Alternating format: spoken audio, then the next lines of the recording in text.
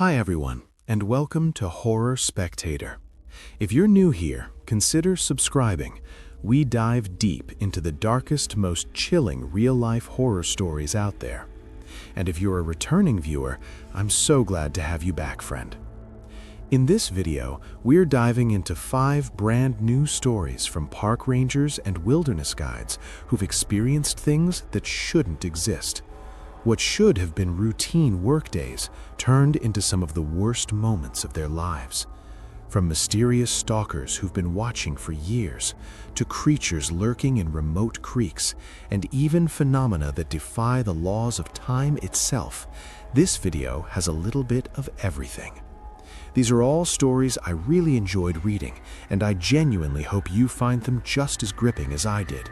The last one especially stuck with me. It's about someone who's still dealing with the aftermath of what happened, so if you have any thoughts or advice, drop them in the comments.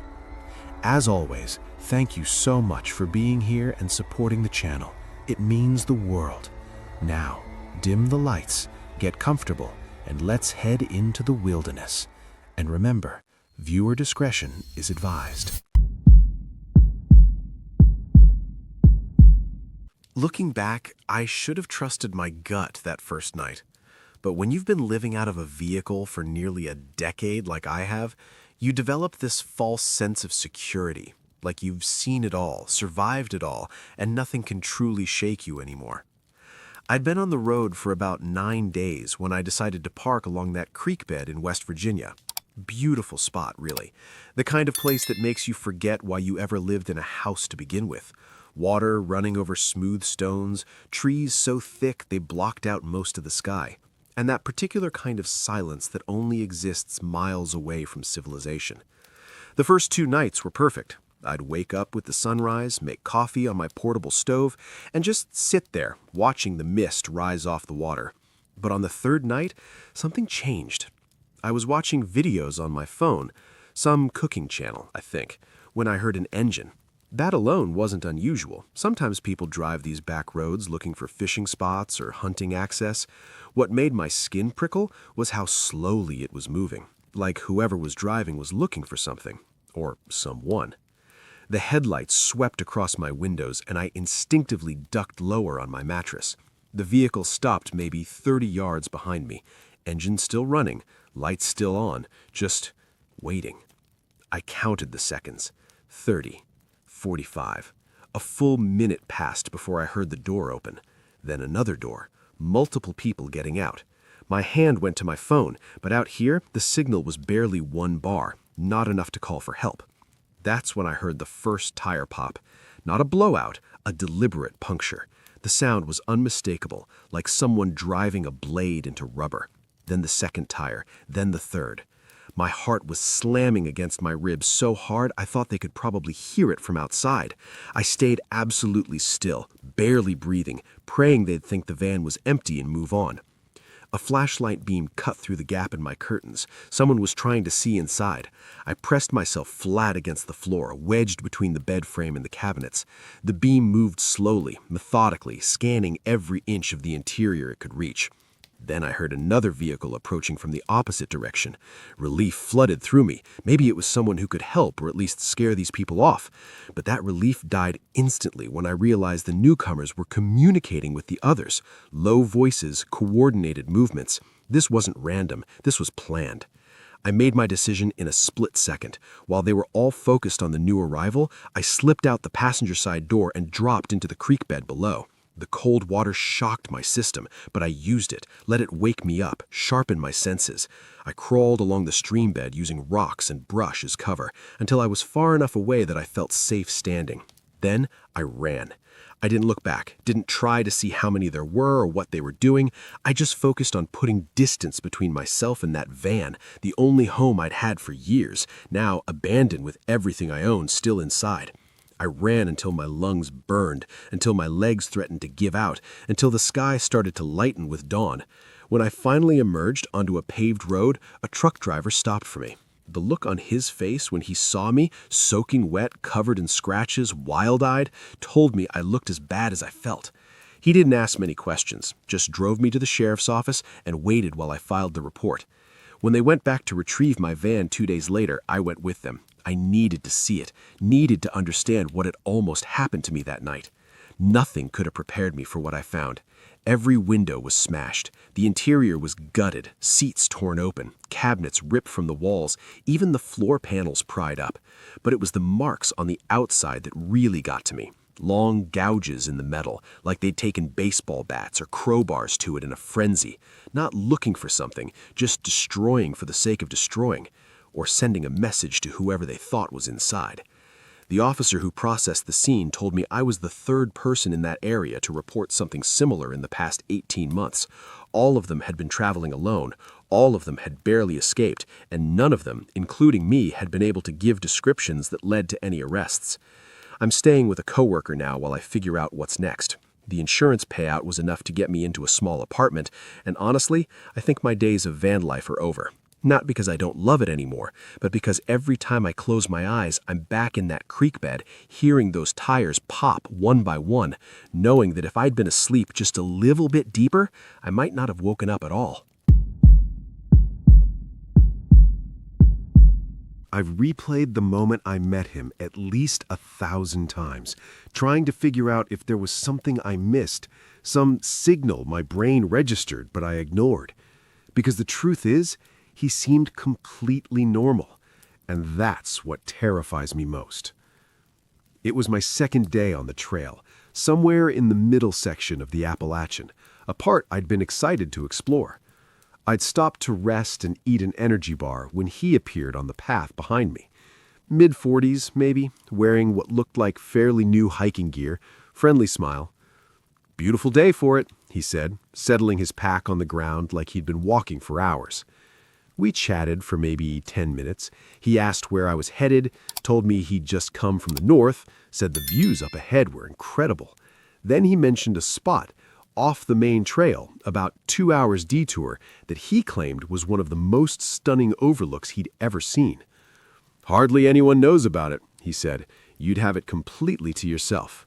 Trust me, it's worth the extra mileage." Something in my gut tightened at that moment, but I shoved it down. I was being paranoid, I told myself. Just because someone's enthusiastic about a view doesn't make them dangerous. He gave me specific directions, wished me well, and continued on his way. I should have let it go, should have stuck to my planned route, but curiosity got the better of me. The next morning, I headed down the path he'd described. The trail got rougher almost immediately, overgrown, barely visible in places. I had to push through waist-high brush and scramble over fallen logs. After about 90 minutes, I was questioning whether I'd heard his directions correctly. This didn't look like a path anyone had used in years. That's when the ground disappeared beneath me. One second I was walking, the next I was falling through empty space. My stomach lurched as I dropped, and then I hit bottom with a force that knocked the wind out of my lungs. Pain exploded through my right side, and when I looked down, I saw the stake protruding from my forearm, a sharpened piece of wood driven clean through the muscle. The pit was about 12 feet deep, too deep to climb out of even if I'd had 2 working arms. The walls were nearly vertical, and when I looked up at the opening, I could see how carefully it had been concealed. Branches woven together, covered with leaves and moss. Professional work.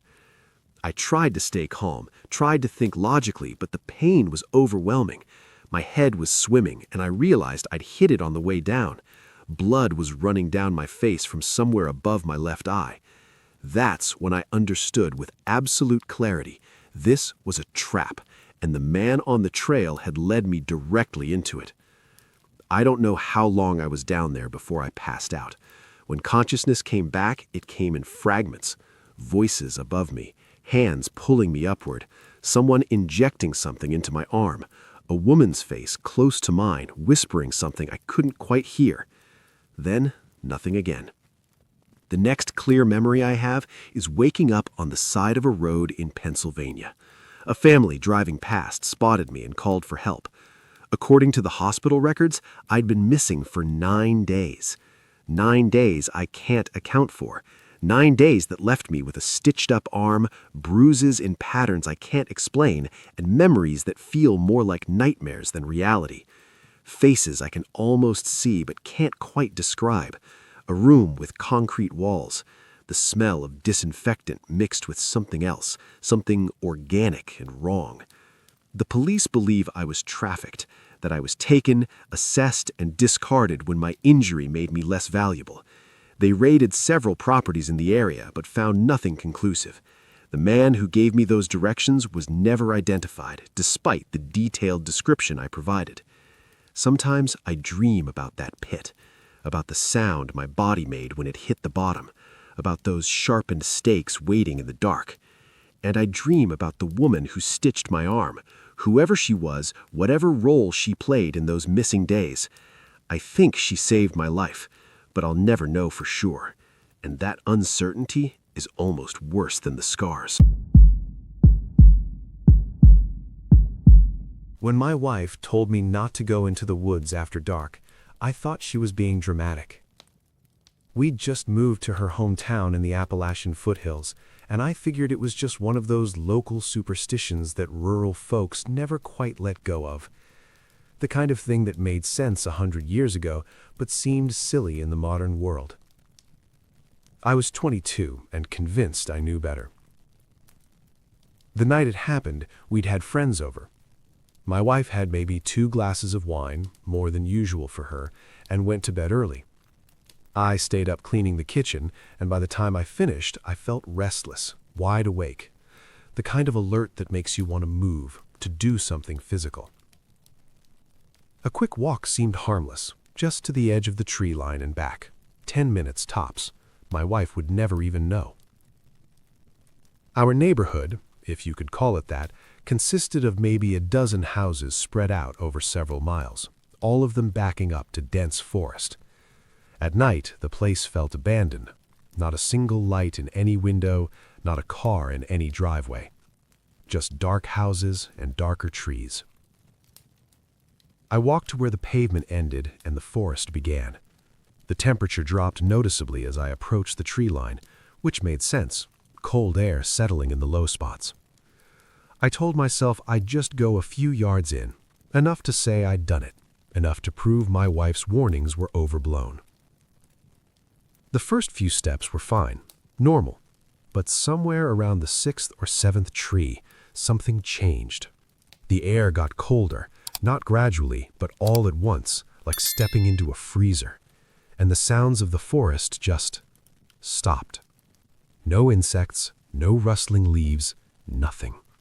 Complete silence. I turned to head back and couldn't see the road. That made no sense. I'd walked maybe 30 feet, barely far enough to lose sight of where I'd come from. But when I looked behind me, there was only forest, trees in every direction. My heart started hammering. I picked a direction and walked faster, sure that I'd emerge onto the street any second.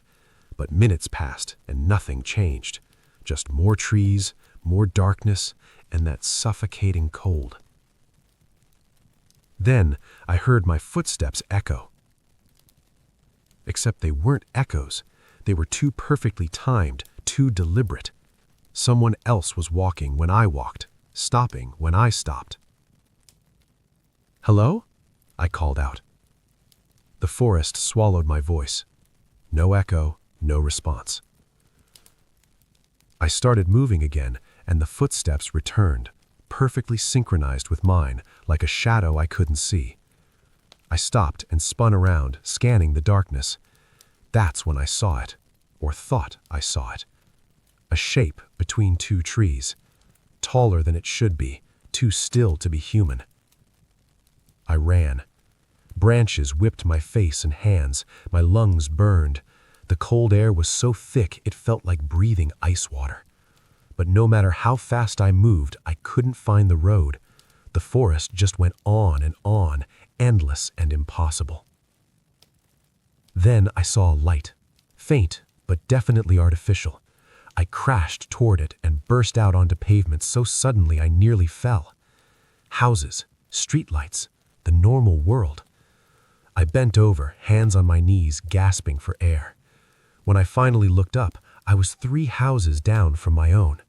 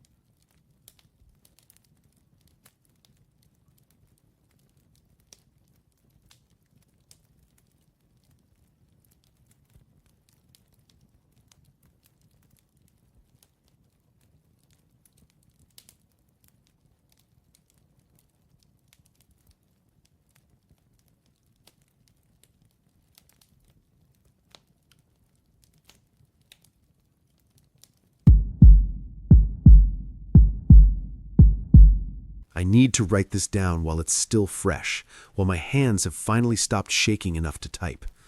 The doctors say I'm in shock, that my body is still processing the adrenaline, that I need to rest. But I can't rest, not until I get this out. 3 days ago, I was camping near Deep Creek Lake in Maryland. I'd been looking forward to this trip for months, a chance to disconnect, to spend some time in the mountains before the tourist season really kicked in. I'm an experienced hiker, always careful, always prepared. Or so I thought. The first warning sign came before I even hit the trail. There was a truck parked at the trailhead, which wasn't unusual, but something about it felt off. The man inside was just sitting there, engine running, watching me unload my gear. Not in a casual, friendly way, in a focused, deliberate way that made my skin crawl.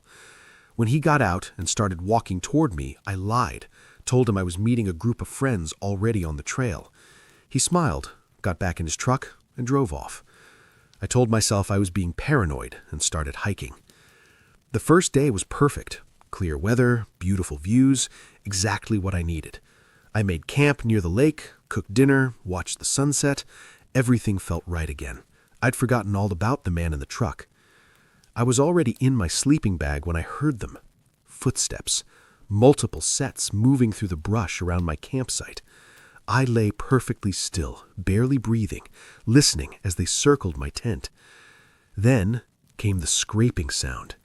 Metal dragging across fabric, slowly, deliberately, like whoever was out there wanted me to hear it, wanted me to know what was coming. The gunshot was deafening. The bullet tore through my tent maybe 6 inches from my head, and I felt the heat of it pass by my face. I fired back through the fabric, didn't aim, didn't think, just pulled the trigger and kept pulling it until my gun was empty. I heard someone fall, heard cursing, and I used those precious seconds to grab my emergency bag and run. I didn't think about the tent, my supplies, anything. I just ran through the darkness, crashing through underbrush, tripping over roots, my only thought to put distance between myself and whoever had just tried to kill me. I activated my emergency beacon somewhere around dawn, and by mid-morning, search and rescue had found me. When they went back to my campsite, they found my tent shredded, not just shot up, but torn to pieces, like someone had gone at it with a knife in a rage after I'd already escaped.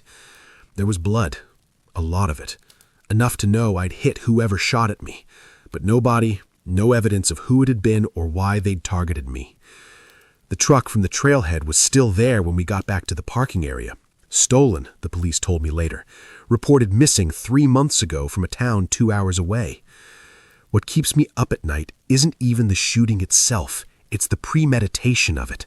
The fact that someone saw me that morning, followed me, waited until I was asleep, and then tried to kill me in a way that would have looked like an accident or an animal attack if they'd succeeded. I don't know who they were. I don't know if they're still out there, and I don't know if I'll ever feel safe in the woods again. We bought my grandparents' house thinking we were getting a gift. A beautiful old home in the mountains, fully paid off, just waiting for us to move in and make it ours. My mother said it would be good for us, quieter than our old neighborhood, more space, a fresh start. What she didn't mention was why my grandparents' house had been sitting empty for so long, or why, when we first pulled up, every window had thick curtains drawn tight, and every door had 3 separate locks. I was 13, and honestly, I was excited. The house was bigger than anywhere we'd ever lived, and having my own room, a real room with space and windows, felt like a luxury. My brother was 17 and less thrilled, mostly because it meant he was further from his friends and his girlfriend. The first week was busy enough that nothing seemed strange. We unpacked, arranged furniture, my mom worked her usual long hours, and my brother was out more than he was home. I spent most of my time exploring the house, finding hidden closets and old storage spaces my grandparents had filled with decades of accumulated items. Then came the night everything changed. My mom was working a double shift. My brother had gone to a party. I was alone, which had happened plenty of times before and never bothered me. I'd made dinner, watched some TV, and was heading upstairs to bed when I noticed something odd. The basement door was open. Just a crack, but definitely open. I knew I'd closed it earlier, I was sure of it. But I told myself I must have forgotten, went down to shut it properly, and that's when I saw the window. The sliding window at ground level, the one that opened onto the backyard. It was unlocked. My stomach dropped. I locked it, checked it twice, and went back upstairs. But I couldn't shake the feeling that something was wrong. I ended up dragging a chair into my room and propping it under the doorknob before I finally fell asleep. I woke up to my brother's voice calling my name, but it was wrong. The tone, the timing, everything. My brother wasn't supposed to be home yet, and the voice sounded like it was coming from downstairs, from the basement. I called back but got no answer. Called again, louder this time, and heard my name again, still from downstairs, still in my brother's voice but slightly off in a way I couldn't quite identify. I went to my door, opened it slowly, and started down the stairs. That's when I saw the basement window again, wide open, despite the fact that I'd locked it hours ago. And in that moment, I knew with absolute certainty that my brother wasn't home, that whoever was calling my name wasn't my brother at all. I saw the shadow move on the top floor, just a glimpse, just a shape passing by the bathroom door. I ran. Didn't grab anything, didn't look back, just ran out through the basement and into the backyard, straight into my brother and his friends who were coming home from the party.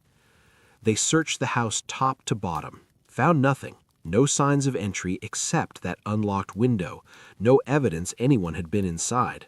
But I know what I heard, I know what I saw.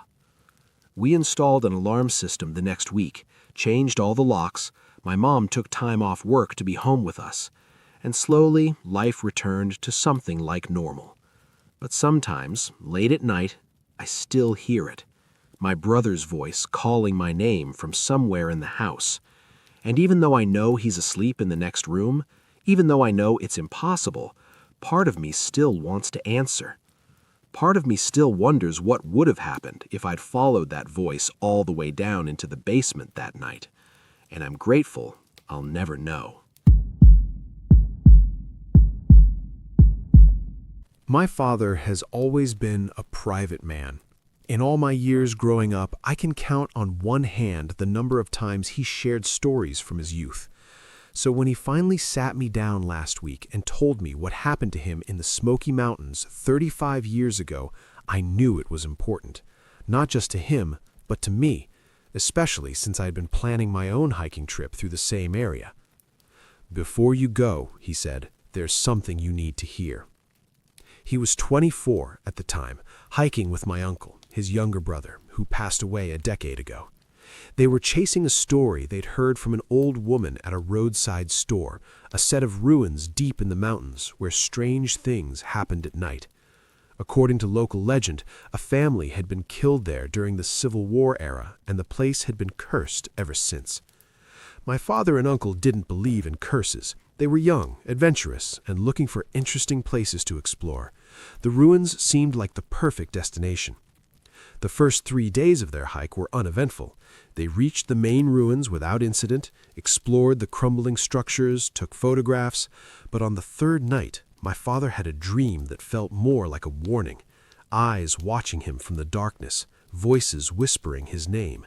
He woke up in a cold sweat and found my uncle already awake, staring at the tree line with an expression my father had never seen on his face before. "Something's not right here," my uncle said. They packed up that morning, planning to head home early, but curiosity got the better of them.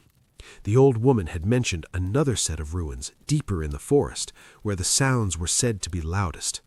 Against their better judgment, they decided to check it out before leaving the mountains. They heard him before they saw him, a low, rhythmic sound, almost like crying, but not quite, more animal than human, but too deliberate to be an animal. They followed the sound until they reached the ruins, a collapsed structure with 3 walls still partially standing. That's where they found him. A man, shirtless, covered in dirt and blood, crouched in a corner. His back was to them, and he was making that terrible sound, that not quite crying, not quite moaning noise that sent ice through my father's veins. As they got closer, they realized what he was doing. He was biting himself, tearing at his own arm with his teeth, oblivious to their presence, lost in whatever hell he was experiencing inside his own mind. My father and uncle backed away slowly, carefully, trying not to startle him. Once they were outside the ruins, they talked in hushed voices. They'd heard about the missing person, everyone in the area had. A man who'd gone hiking alone 2 months prior and never returned. The search had been called off weeks ago.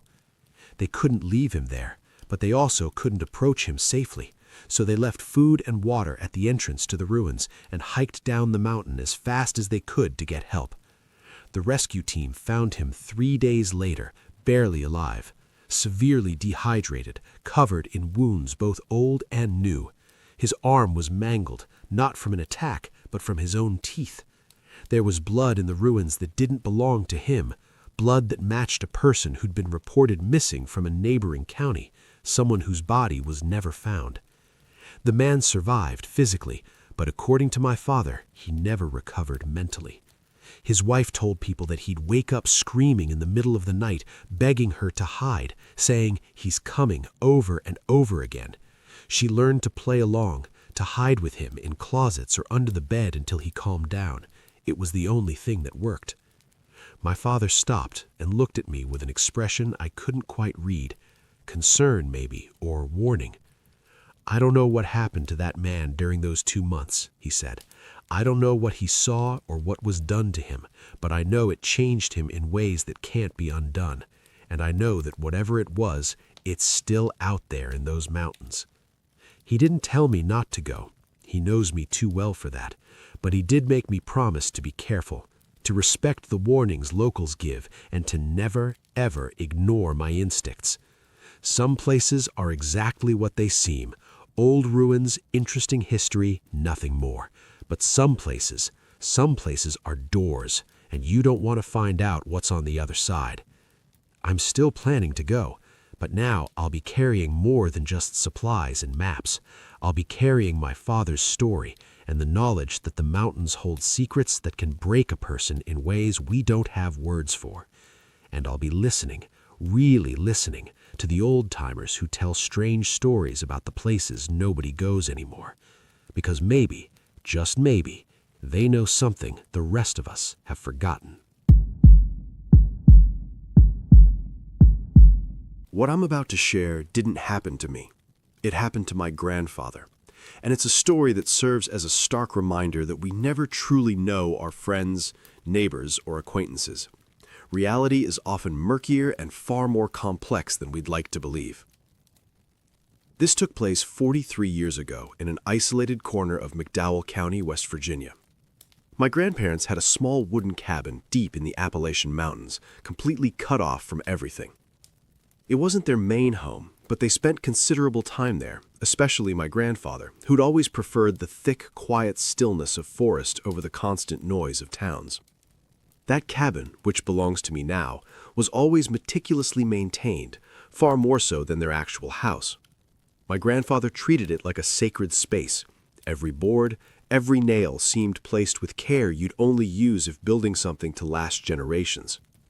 In fact, the cabin had been handed down from my great-grandfather. That particular summer, my grandfather decided to do renovations in the attic. It wasn't a big space, but he wanted to make better use of it. Between insulation, patching walls, and reinforcing the roof, the work proved tougher and more time-consuming than expected. My grandmother stayed in town to care for my mom, who was still a little kid, and wasn't planning to join him for another couple weeks, so he was completely alone. Anyone who knows these woods, and more importantly, respects them, understands there are unwritten rules you follow without question. You don't wander through trees after dark. You don't answer voices from the brush. You never enter dense thicket without knowing how to get out. And above all, you never go into the woods without protection. My grandfather followed these rules like gospel. And when I go to that cabin nowadays, I follow them too, out of both respect and fear. Not that I go often. I live in the city, and that part of the country's always given me chills. It takes a certain kind of person to live out there, someone braver than me. The night everything started, my grandfather had spent the whole day sealing a hole in an attic wall. He tried using mortar that ended up being useless, so he had to improvise, which dragged the work past sunset. Though fairly young then, he'd always struggled with sleep, chronic insomnia, vivid nightmares, messed up sleep cycles. That night, exhaustion hit him so hard he passed out on the couch without eating dinner or showering. What really shook him the next morning was realizing he'd completely forgotten his usual checks before bed. He hadn't locked the front door, secured windows, or made sure shutters were bolted. None of it. Despite being dead tired, it had been a restless night filled with tangled dreams, strange noises, and disturbing images. He clearly remembered hearing soft knocking at the window, oddly polite but persistent tapping, like someone trying not to be noticed. He recalled looking toward the sound and seeing what he thought was a child, head bloodied, twisted slightly as if trying to peer inside. He woke the next morning in panic, convinced it had been another recurring nightmare, but this one felt different. He could remember details, which rarely happened. Usually he'd just wake with vague dread, no memory of what he'd dreamed. Still shaken, he had light breakfast, then stepped outside to get air and stretch his legs. That's when he noticed something strange on the living room window. At first, it looked like another smudge in dirt buildup, but as he got closer, he saw dried blood, small marks like someone had pressed their forehead or hands to glass. The dream memory hit him like a slap. What if it hadn't been a dream? What if that kid had really been there? He didn't wait. He grabbed his rifle and decided to search the area. Back then, you didn't call cops over every little thing, especially in remote places like that. Everyone knew bad stuff happened out there, settling scores, illegal dealings, sometimes worse. Because law enforcement rarely got involved, folks learned to handle things themselves.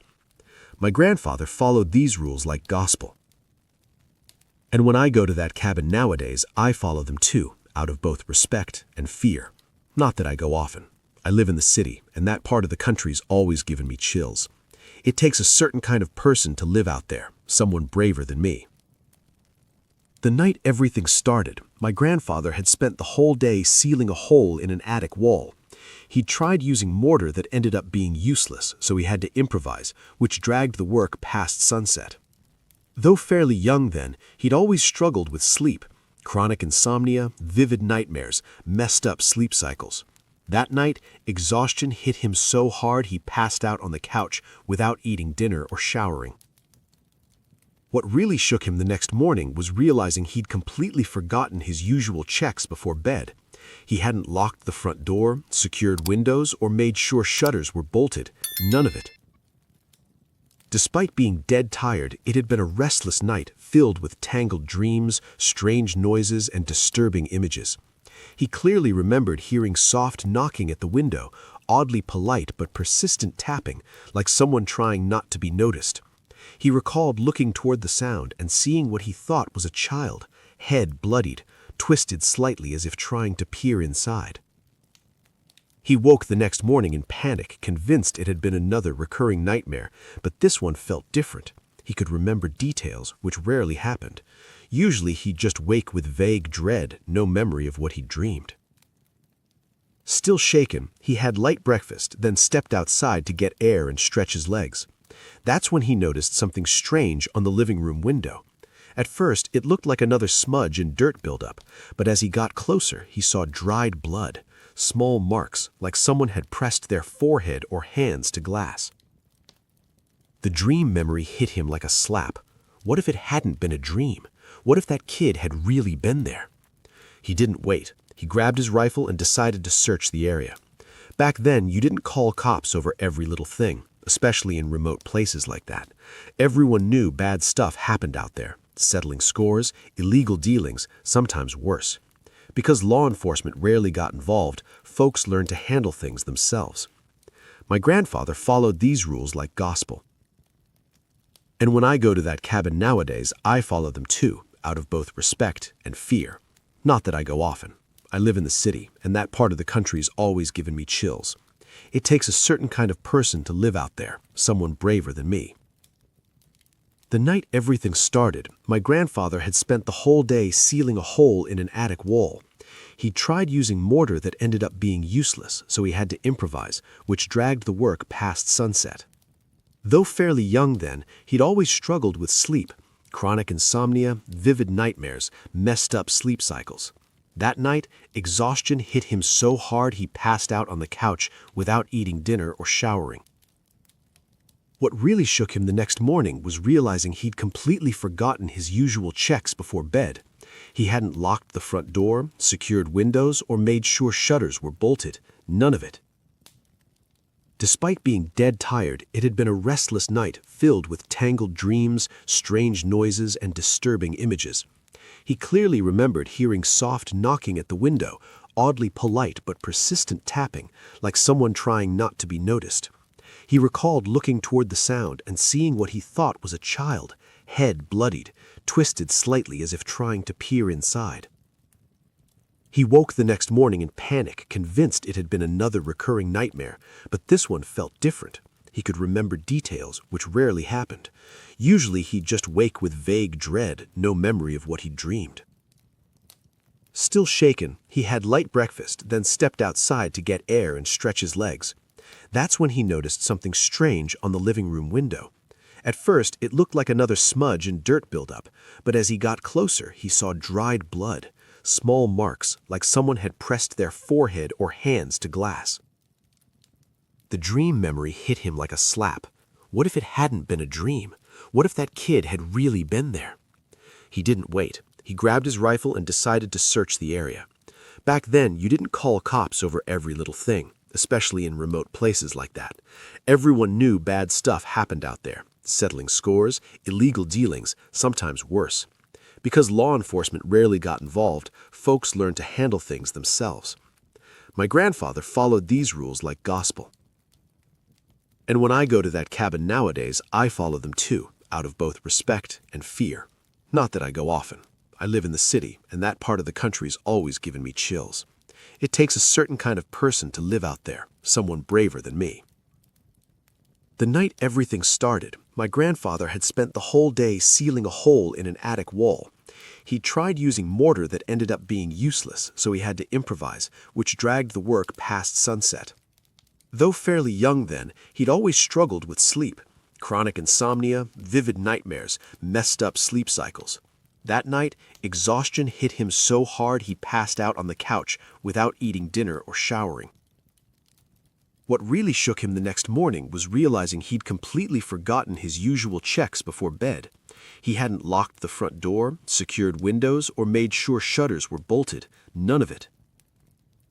Despite being dead tired, it had been a restless night filled with tangled dreams, strange noises, and disturbing images. He clearly remembered hearing soft knocking at the window, oddly polite but persistent tapping, like someone trying not to be noticed.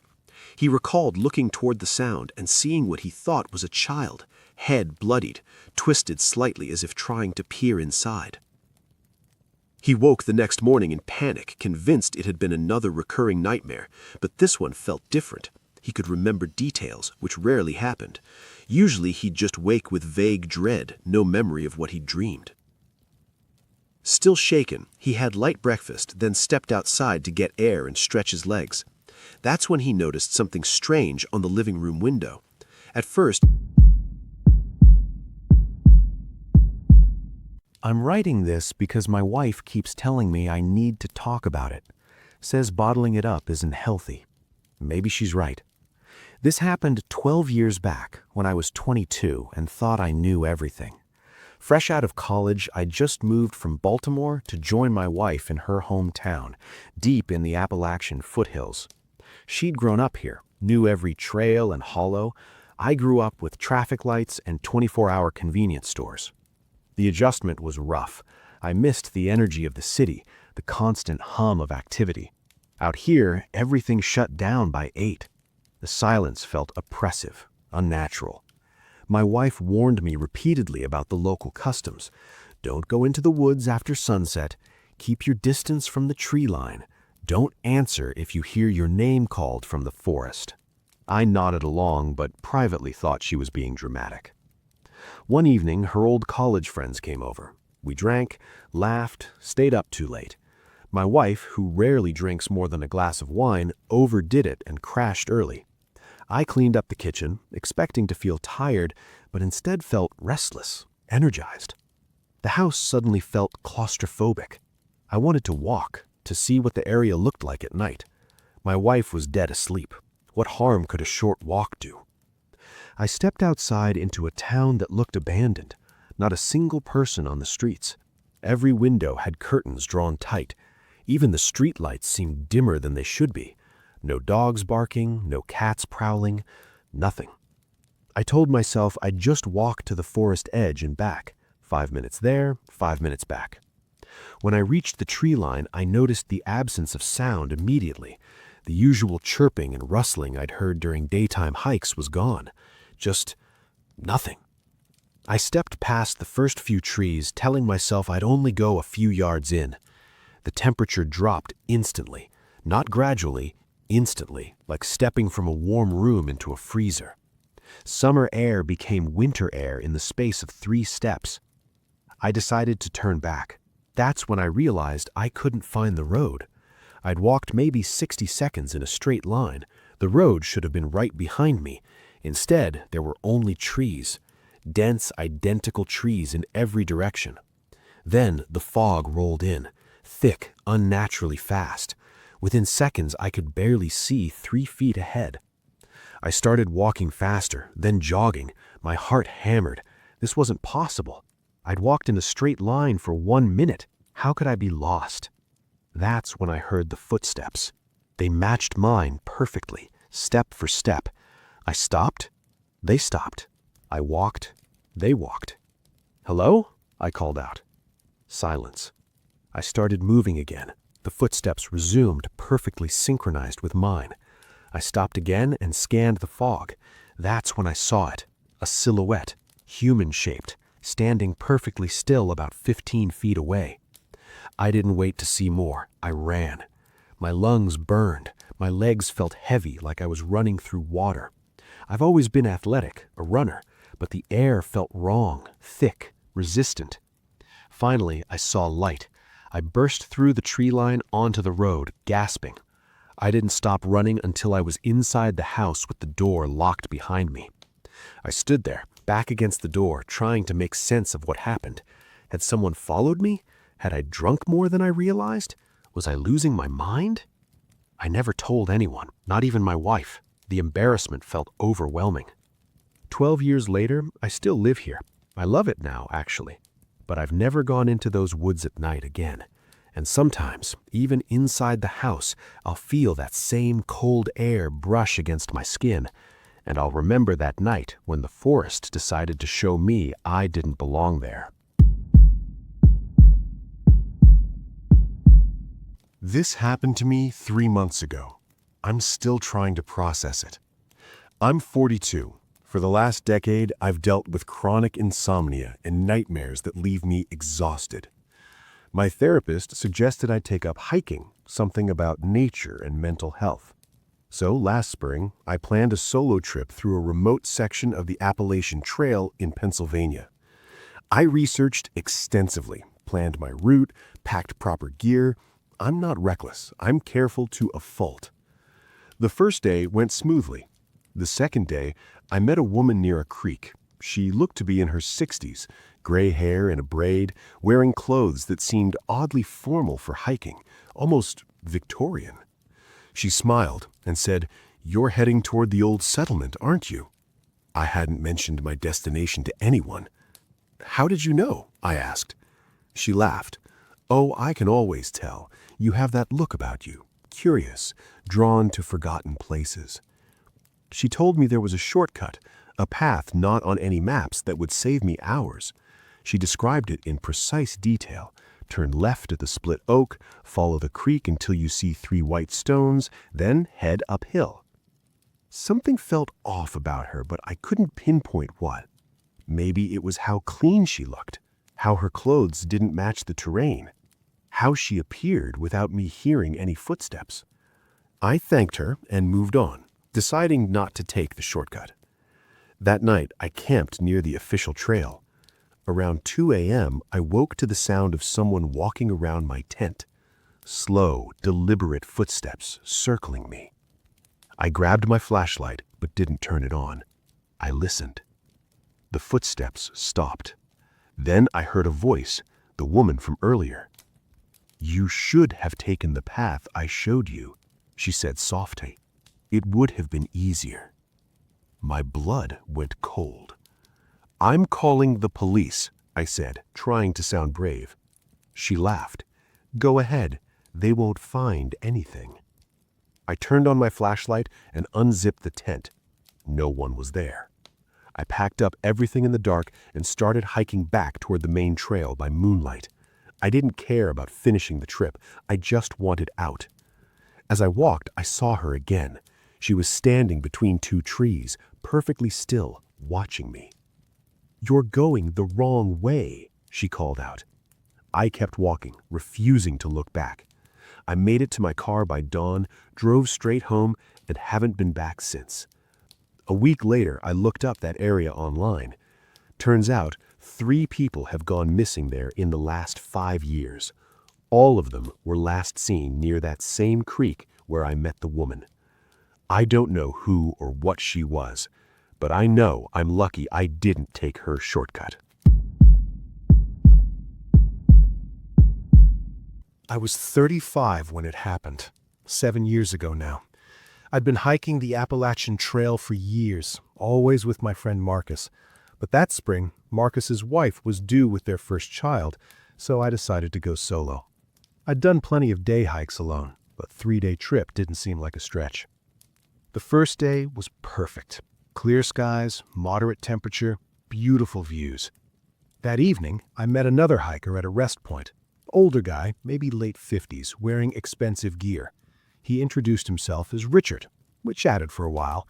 He mentioned there was an incredible overlook about 2 hours off the main trail.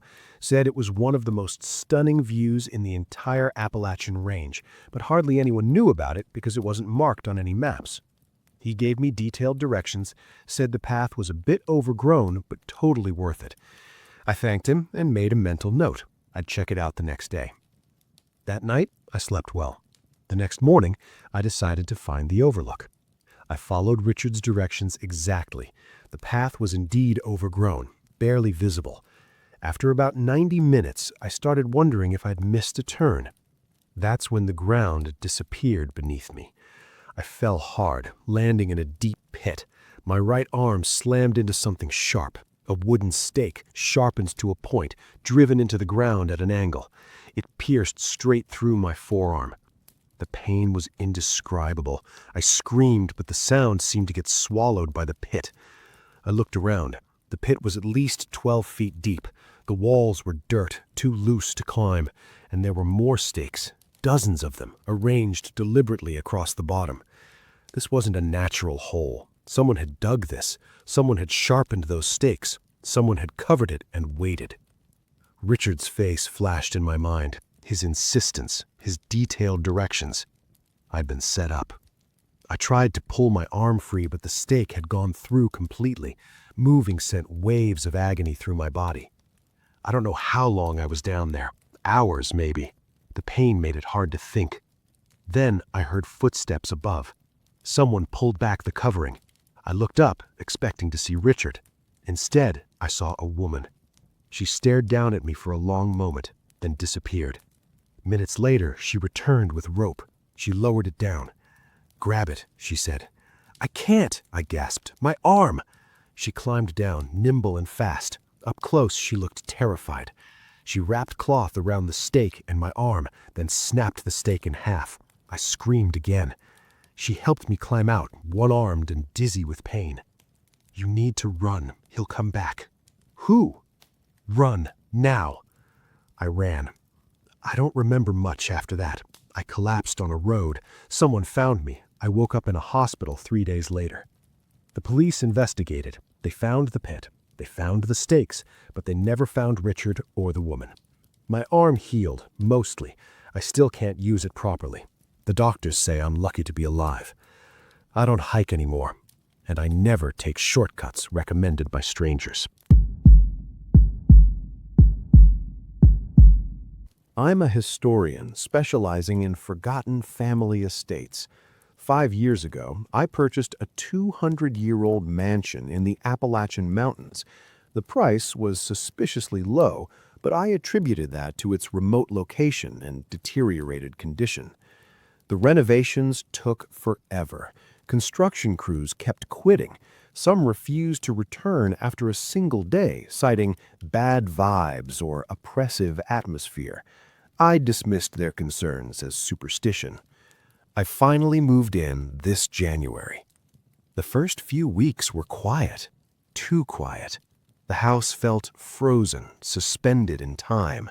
Even the forest sounds seemed to stop at the property line. Then, small things started happening. A kitchen knife went missing. I found it days later on a bookshelf in my office, next to my letter opener. Strange, but I blamed exhaustion. Then scissors disappeared from my nightstand. They turned up in an upstairs bathroom I rarely used.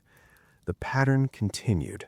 Objects would vanish and reappear in parts of the house I didn't frequent, as if something was studying my habits. One night, I was in bed when I heard 3 deliberate knocks on my bedroom door. Everything was locked. I'd checked personally. I called the police. They searched the house and found nothing. A few days later, I went into town for groceries. I mentioned to the store owner, Mr. Charles, that I'd bought the old mansion. He stopped what he was doing and stared at me. "That house has a history," he said quietly. "Everyone who's lived there has disappeared. Not died, disappeared. No bodies, no traces, just gone." He explained that according to local legend, the house was built on land that already had an owner, something old, something from the forest. "The house doesn't want to be abandoned," he said, "but it refuses to be lived in." I came home disturbed but still skeptical. That night, I sat on the porch and stared at the tree line. For the first time, I noticed movement. Not wind, not animals, something else. Shapes between the trees, watching. I went inside and locked every door. The next morning, I found muddy footprints on my bedroom floor. They led from the window to my bed, then back to the window. The window had been locked from the inside. I'm writing this now because I need to leave, but I can't sell this house to someone else without warning them. The problem is, I don't think the house will let me leave. Last night, I packed a bag and tried to drive away. I made it to the end of the driveway before my car died, just stopped. I walked back to the house. The door was open. I hadn't left it open. Something here wants me to stay, and I'm terrified of what will happen if I don't. My father never talks about what happened to him in the Smokies back in 1988. But last week, he finally told me everything. He was 24. He and my uncle planned an 8-day hiking trip to explore an abandoned settlement deep in the mountains. The place had a reputation. Locals said strange sounds came from the ruins at night. They were young and fearless. The fact that a man had recently gone missing in that area didn't deter them. The first few days were uneventful. They explored the ruins, took photos, made sketches. On the 3rd night, my father had a nightmare about being watched. He woke up convinced someone had been standing just beyond their campfire. The next morning, they found fresh footprints near their tent. Human footprints, made during the night while they slept. That day they hiked to a different set of ruins. An old woman in town had told them about it, said an entire family had been killed there centuries ago, and the place had been cursed ever since. As they approached, they heard something, a sound halfway between whispering and crying, low, agonized, continuous. They followed the sound into the ruins. That's when they saw him. A man, shirtless, back turned to them. His skin was filthy and covered in wounds. His pants were soaked in dried blood. He was biting his own arm, tearing at the flesh with his teeth. He didn't react to their presence at all. My father and uncle backed away slowly, then ran. They left food and water at the entrance to the ruins, then hiked down the mountain to alert authorities. Search and rescue found the man barely alive, severely dehydrated, covered in lacerations and burns. His arm was mangled from self-inflicted bites. There was other blood in the ruins, too, blood that wasn't his. It was never identified. The man never recovered mentally. His wife later said he would wake her up at night, terrified, telling her to hide because the man was coming. No one ever figured out what happened to him during those 2 months he was missing. My father and uncle never returned to the Smokies, and now that I know the story, I understand why. My father never talks about what happened to him in the Smokies back in 1988. But last week, he finally told me everything. He was 24. He and my uncle planned an 8-day hiking trip to explore an abandoned settlement deep in the mountains. The place had a reputation. Locals said strange sounds came from the ruins at night. They were young and fearless. The fact that a man had recently gone missing in that area didn't deter them. The first few days were uneventful. They explored the ruins, took photos, made sketches. On the third night, my father had a nightmare about being watched. He woke up convinced someone had been standing just beyond their campfire. The next morning, they found fresh footprints near their tent. Human footprints, made during the night while they slept. That day they hiked to a different set of ruins. An old woman in town had told them about it, said an entire family had been killed there centuries ago, and the place had been cursed ever since. As they approached, they heard something, a sound halfway between whispering and crying, low, agonized, continuous. They followed the sound into the ruins. That's when they saw him. A man, shirtless, back turned to them. His skin was filthy and covered in wounds. His pants were soaked in dried blood. He was biting his own arm, tearing at the flesh with his teeth. He didn't react to their presence at all. My father and uncle backed away slowly, then ran. They left food and water at the entrance to the ruins, then hiked down the mountain to alert authorities. Search and rescue found the man barely alive, severely dehydrated, covered in lacerations and burns. His arm was mangled from self-inflicted bites. There was other blood in the ruins, too, blood that wasn't his. It was never identified. The man never recovered mentally.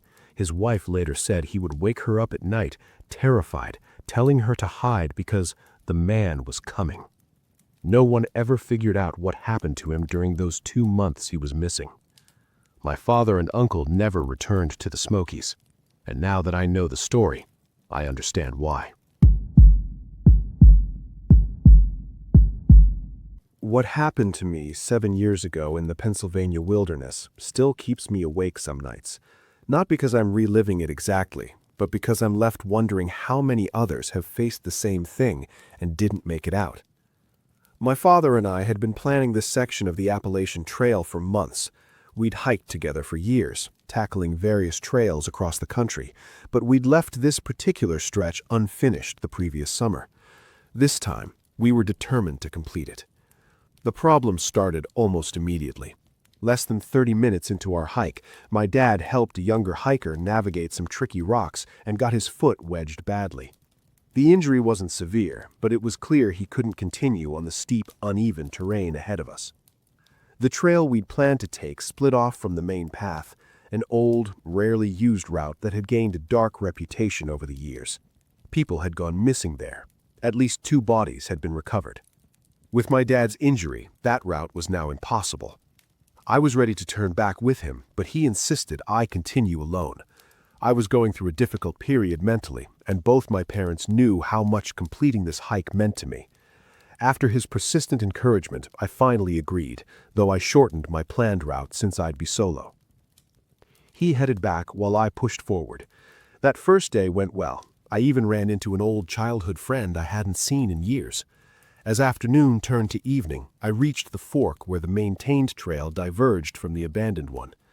Let me be clear. If you're inexperienced, you should never leave marked trails. They exist for good reasons: safety, accessibility, emergency access. But I had plenty of experience, and while main trails are beautiful, they can't compare to the raw, untouched beauty of forgotten paths. I'd been on the old trail for about 45 minutes when I started looking for a suitable campsite. The terrain was too sloped where I was, so I continued until I found flatter ground. The spot I discovered was perfect. The next 2 days were absolutely idyllic. Stunning vistas, bird song, wind through the trees. Nature at its purest. It wasn't until I began descending the far side of the mountain, still about 2 days from rejoining the main trail, that things took a dark turn. Halfway down, I found something disturbing. A shredded, blood-stained t-shirt hanging from branches, positioned as if meant to be noticed. It was unsettling. I'd encountered strange people in wilderness areas before. 3 years prior, I'd been robbed on the Pacific Crest Trail, and the previous year, someone clearly under the influence had tried to break into my tent. I didn't scare easily, and I was armed. I kept moving, and eventually found a new campsite. It was more overgrown than ideal, but it offered good shade and flat ground. After setting up, I decided to explore the immediate area before preparing dinner. That's when I found the wire. Stretched between 2 trees at ankle height, barely visible. I only noticed it because unusual markings on one tree caught my attention, and when I bent to examine them, sunlight glinted off the wire. I cut it immediately, both to protect myself and any other hikers who might pass through. This was clearly intentional, a deliberate trap. My unease transformed into genuine fear, something that rarely happened to me in the backcountry. When I returned to camp minutes later, my tent was open. I knew I'd closed it. Worse, my phone was gone. Someone had been there. How had I not heard anything? No footsteps, no zipper sound, and I'd only been steps away. I grabbed my weapon, scanned the area, and made a decision. I wasn't waiting around. I packed quickly and kept moving, every sense on high alert. Walking through forest at night, especially off-trail, was risky, but staying felt more dangerous. I pushed on until nearly midnight before stopping to eat and listen. After 15 minutes of silence, I convinced myself I'd gotten far enough away. I set up the tent again, intending just to rest, not sleep. But I must have dozed off, because when I woke, it was morning. I stepped outside, and my stomach dropped. Right in front of my tent, stretched between 2 trees, was another wire. I was preparing breakfast when I bent down near the water and saw it catch the sunlight. My blood ran cold. I had relieved myself in that exact spot the night before. The wire hadn't been there then. It had been placed while I slept. Following it with my eyes, I saw it connected to a makeshift pulley system leading to a 5-liter metal container suspended by thin cables. The container was filled with a strong-smelling chemical. Movement in my peripheral vision. Someone was watching from the trees. I ran for the tent and saw a figure bolting in the opposite direction. I grabbed my weapon and fired. I didn't care about consequences anymore. Whoever this was clearly meant me harm. I heard them crashing through branches as they fled. I quickly grabbed what I could carry and started making my way towards the main trail, pure adrenaline driving me forward. The only comfort was knowing they were a coward. They wanted to hurt me, but only when I was vulnerable. Still, every survival instinct I had was screaming as I moved carefully down, scanning constantly for more traps. I reached the main trail sooner than expected and soon encountered a family that let me use their phone to call for help. Authorities combed the trail after I reported what happened. They didn't find more traps, but they did find my abandoned tent and the metal container, which turned out to be filled with battery acid.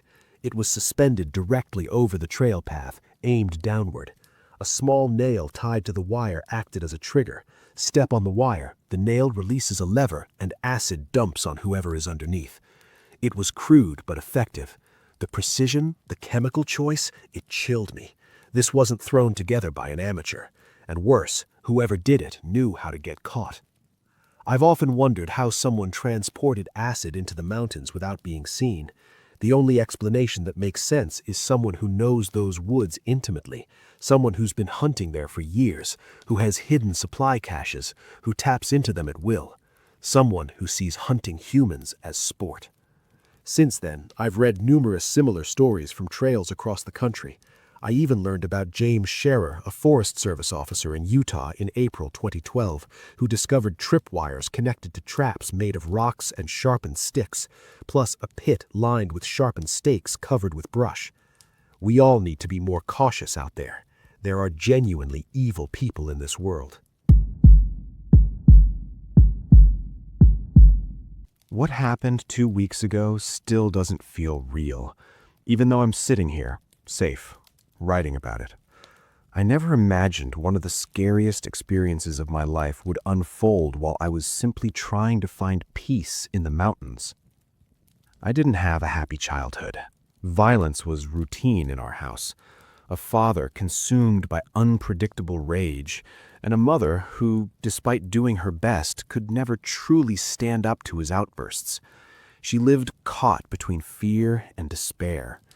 The only time she found superhuman strength was when he threatened to turn his anger on me. In those moments, she stepped in, even at great cost to herself. For that, I'll always be grateful. My childhood was miserable, filled with instability and an almost complete lack of affection or safety. It damaged not just my self-esteem, but my school performance too. It felt like I was born carrying an invisible sentence that I'd never amount to anything. When I was 17, my mom passed away. That devastating loss became a forced awakening. Maybe because I had nothing left to lose, or maybe because I finally realized I couldn't stay in that environment. So at 18, I found the courage to stand up to my father and leave. He could deal with his rage alone. Even if he gave me his genes, he was never truly my father.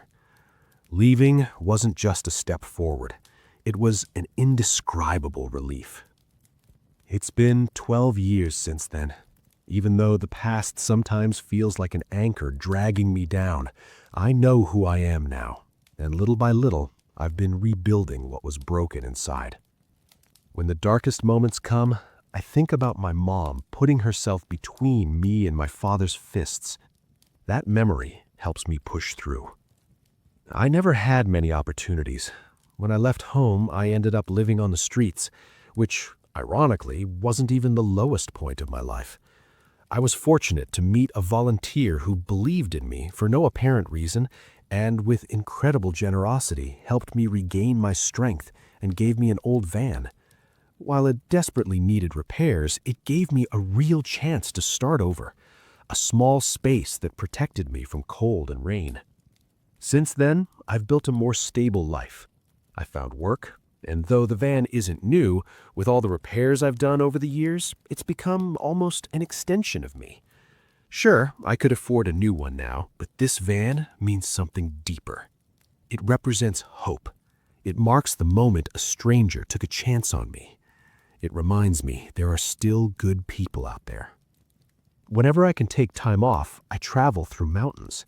It feels like my safe space, a refuge where I can breathe and be alone with myself. So 2 weeks ago, when I managed to get 14 days off, I decided to explore part of the Appalachian Mountains. I don't live far, but I'd never had the chance before. Traveling mountain roads in an old van isn't easy, but I'm used to it. I know its sounds, its limits, and I was confident everything would go smoothly. The first few days were peaceful, though a few strange things happened. One night, around 3 a.m., I woke to a sound from the mountains that felt off, somewhere between a distant whale call and a muffled metallic noise. I brushed it off and went to read, convincing myself it was just an animal. But everything changed on the third night. I was in West Virginia, one of the places I'd most wanted to visit, and when I found a good parking spot, a dirt back road near a small creek, I didn't hesitate. I planned to stay 2 or 3 nights and maybe do some short hikes. Things started going wrong that very first night. I'd just finished dinner and was lying in the van watching videos on my phone when I heard a car pass by. It caught my attention because along with the engine sound, there was a strange constant whistling, like a mechanical issue, maybe the exhaust or brakes. What really got to me was how slowly it was moving. That's unusual in areas like that, where the few drivers usually speed through. I tried to ignore it and went back to my video. But less than 2 minutes later, I heard the same car again, this time clearly turning onto the dirt road where I was parked. My unease grew. In urban areas, it's normal to share space with other vehicles. But out in the woods, where there are countless other places to stop, it's suspicious for someone to choose the exact same spot. Even with my curtains shut, headlights illuminated parts of the van's interior. I waited for them to turn off the engine and lights. Nothing. Minutes dragged on. Finally, the headlights went out. I heard one door open and close. Footsteps. Then another door. More footsteps. There was more than one person, and they were getting closer. Panic started creeping in. I've had people mess with the van before, but never somewhere this isolated. One of them turned on a flashlight and tried to look inside. In that moment, I thought about yelling, threatening that I had a weapon, but I had nothing. I'd heard too many stories from other van dwellers that saying the best move is to pretend nobody's inside. Then I heard something that froze my blood. A sharp pop, a bang. They were slashing the van's tires. Whatever chance I had to escape vanished. If I still had doubts about their intentions, those doubts were gone. Then I heard another vehicle approaching. The men moved away from the van, apparently going to meet it. In that moment, fear turned to pure instinct. I grabbed the knife I always carried, slid into the driver's seat, opened the door as quietly as possible, and jumped out. I leaped down a rock ledge and made my way to the creek, hiding in thick brush. I was almost certain they'd heard me. My heart pounded so hard I thought it might explode. Even with the noise of the car and voices, I felt completely exposed. I crawled away as quietly as possible, but kept the van in sight. The second vehicle stopped, and at least 2 more men got out. 4. I watched them move toward the van. 2 had baseball bats, 1 had a knife, and the other held something I couldn't identify. They circled the van, confirming they still thought I was inside. When I heard inescapable glass shattering, I started running. I ran like never before, stopping only to catch my breath before continuing. I don't know how many hours passed in that cycle of panic, escape, and exhaustion. The sun was up, and I still had no idea where I was, just a knife in my hand and my phone left behind in the van. It wasn't until around 11 a.m. that I heard a car in the distance and realized I must be near a road. I stayed hidden, afraid those men might still be looking. Only when I heard the distinct sound of a truck did I work up the courage to ask for help. The trucker was surprisingly understanding. He told me something almost identical had happened in that same area about 15 years ago. That shook me to my core. 15 years? Were these the same people, or were there other groups doing the same twisted thing? The police confirmed several similar incidents had been reported in that region over the years. They took me back to where I'd left the van, and the sight hit me like a punch to the gut. It was completely trashed, vandalized inside and out, totally unrecognizable. Since then, I've been staying at a coworker's place. I think my days of living in a van are over. Maybe it's time to rent a place of my own, to accept that as much as that life once saved me, it's not safe anymore. And maybe it never really was. I'm not much of a storyteller, but I need to get this off my chest before it eats me alive. What happened at Deep Creek Lake, Maryland 2 weeks ago sounds absolutely insane. If I hadn't lived through it myself, I'd probably think it was some internet creepypasta. But it was real, or at least it felt damn real. This all started back in 2017 when I joined a Facebook group for amateur hikers, just people across the Southeast who wanted hiking buddies. You'd post a trail, see who wanted to join, meet up, and hit the woods. That's how I met Marcus, Dylan, Tyler, and Ben. Over time, the 5 of us formed a tight crew, planning 2- and 3-day hikes across Tennessee, the Carolinas, Virginia, anywhere with trees and elevation. For years, we kept talking about hitting the Great Smoky Mountains, but somehow it kept slipping through the cracks. Bad timing, weather, permits, we had all the excuses. But last April, we finally made it happen. We planned a 5-day trek through one of the less traveled sections, remote as hell, with primitive shelters spaced far apart, steep inclines, and dense forest. We met at the trailhead on a crisp Wednesday morning. There was frost on the grass and our breath fogged when we talked. Unusual weather for late April, but at higher elevations in the Smokies, you can still get cold snaps in spring. The first day was stunning. Clear skies, spring buds starting to emerge, fresh leaves underfoot. That kind of quiet you only get miles away from civilization. We reached the first shelter around 6 p.m. as the sun started bleeding orange across the sky. It was a classic 3-walled wooden shelter, rickety but functional. When we arrived, someone was already there. Unexpected, but not totally unusual. He looked mid-40s, weathered with a bushy gray beard and a backpack that had seen better decades. He said his name was Thomas and claimed he was a hunter. When we asked what he was hunting, he smiled, but it didn't reach his eyes, and said, "Not sure you'd believe me." We laughed it off. None of us really cared about hunting stories, so we didn't press him. We cooked our meals, told some old stories, and turned in as light rain started tapping on the roof. I remember that morning clearly, mostly because I'd slept unusually well. When I opened my eyes, Dylan wasn't in his sleeping bag. I sat up and spotted him outside, standing completely still, staring at the ground. When I stepped outside, I saw what had him transfixed. The ground was covered in footprints, dozens of them, all barefoot. They were small, maybe a woman's size or a teenager's, but something wasn't right. The shape was strange. The toes were too long, almost like fingers. There was no sign of struggle, no skid marks, just those weird, clean prints stamped deep into wet earth, circling our shelter. We woke the others, hoping maybe one of them had sleptwalked. As unlikely as it was, I wanted it to be one of us, anything to make sense of those prints. But no, everyone still had dry socks on. Their boots were soaked and muddy from the day before, except Thomas's. His boots were bone dry. That alone was strange enough, but his reaction made it worse. While we stood there processing what we were seeing, Thomas barely reacted. He looked at the prints briefly, then calmly started packing his gear. He told us he'd be continuing alone. We asked if he knew what made those tracks.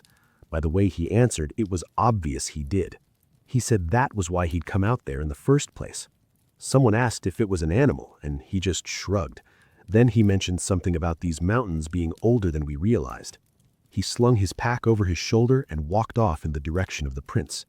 We stood there staring at each other, trying to make sense of what had just happened. We decided to keep moving too, but in the opposite direction, away from the footprints and away from Thomas.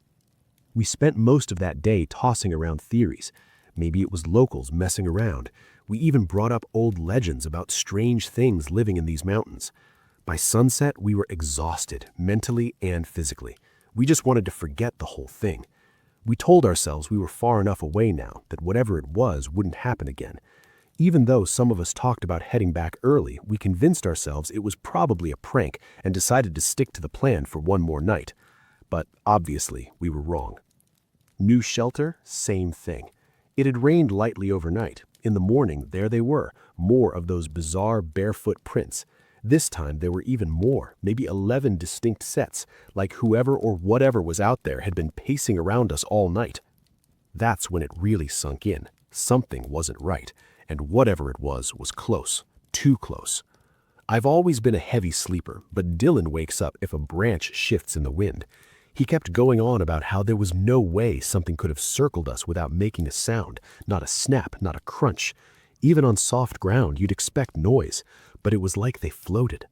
5 grown men dead asleep while those prints were laid down just feet from where we slept. It didn't add up. By the 4th night, nerves were frayed. We were physically exhausted, emotionally wrecked, and the weather turned nasty.